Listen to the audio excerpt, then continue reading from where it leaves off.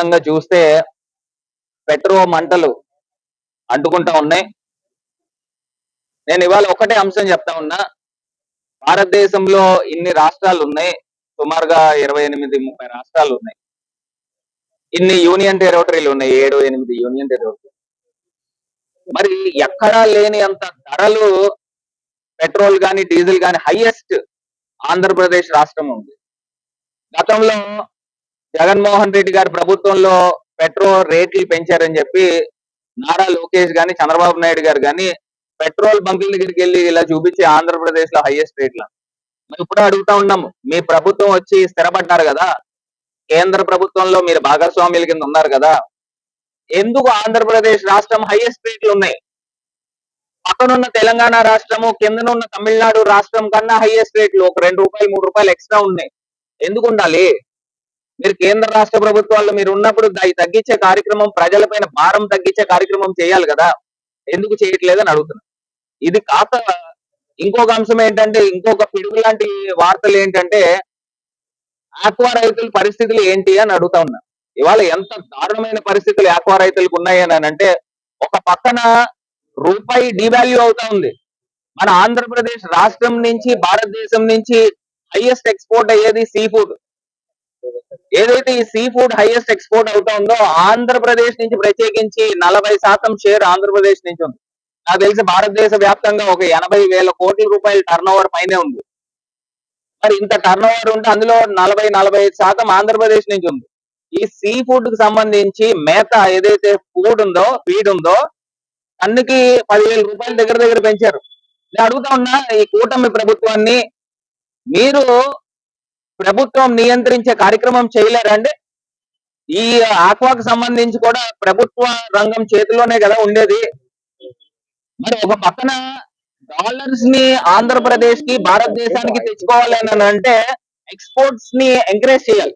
అంతే తప్పితే ఎక్స్పోర్ట్స్ ని డిస్కరేజ్ చేసే విధంగా ఆక్వా ఫీడ్ ని మీరు రేట్లు 10,000 రూపాయలు టన్నుకు పెంచితే ఏమవుతుందండి? పక్క రాష్ట్రాలకు వెళ్ళిపోతుంది, లేకపోతే పక్క దేశాలకు వెళ్ళిపోతుంది.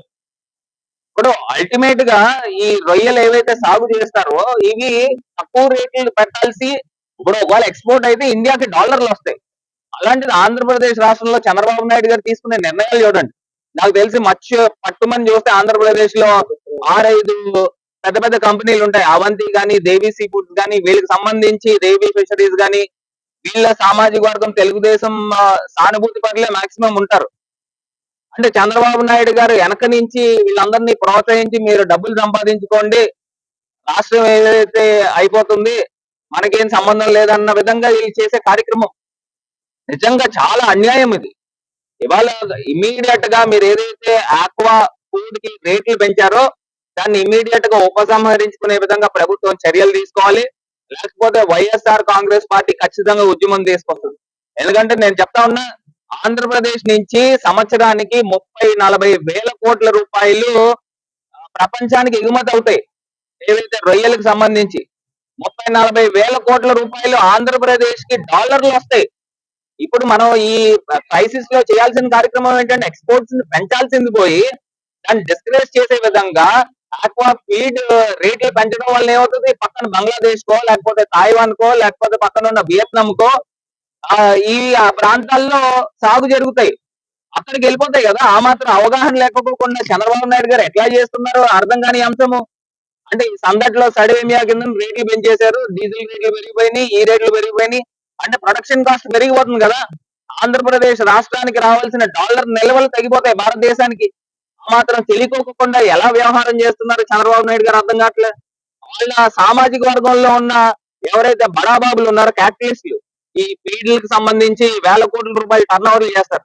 ఆ 6-7 కంపెనీలే ఉన్నాయి. 6-7 కంపెనీలకే లబ్ధి చేకూరే విధంగా 10,000 రూపాయల టన్నుకి పెంచారని అంటే ఎంత అన్యాయమో ఒకసారి ఆంధ్ర రాష్ట్ర ప్రజలను గమనించి మనకు వస్తాం.